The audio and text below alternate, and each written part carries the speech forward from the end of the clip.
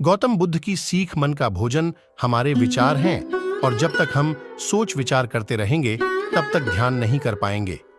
1 महीने पहले मन का भोजन हमारे विचार हैं और जब तक हम सोच विचार करते रहेंगे तब तक ध्यान नहीं कर पाएंगे।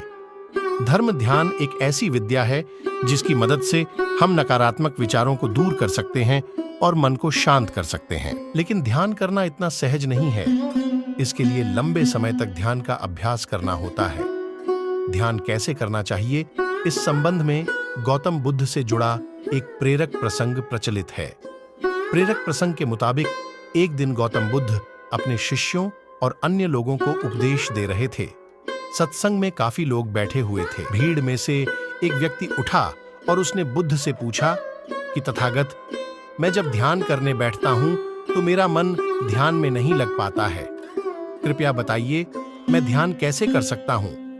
बुद्ध के साथ ही सत्संग में बैठे हुए लोगों ने भी ये प्रश्न सुना, लेकिन बुद्ध ने उस व्यक्ति से कहा कि कृपया फिर से अपनी बात कहें। उस व्यक्ति ने फिर से कहा कि मेरा मन ध्यान में नहीं लगता है, मैं ध्यान कैसे कर सकता हूं?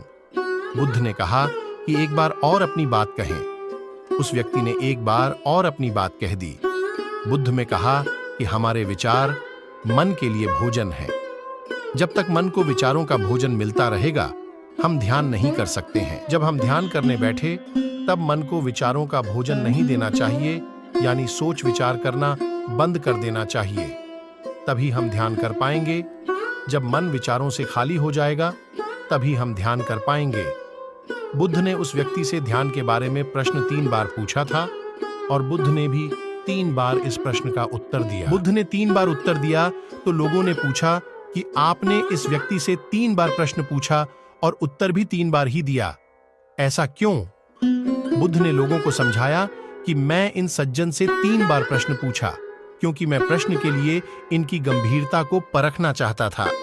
जब मुझे लगा कि ये अपने प्रश्न के लिए गंभीर हैं, तब मैंने उत्तर भी 3 बार दिया ताकि मेरी बात इन्हें अच्छी तरह समझ आ जाए। 3 बार दोहराने से ये बात आप सभी के मन में ठीक से उतर गई होगी।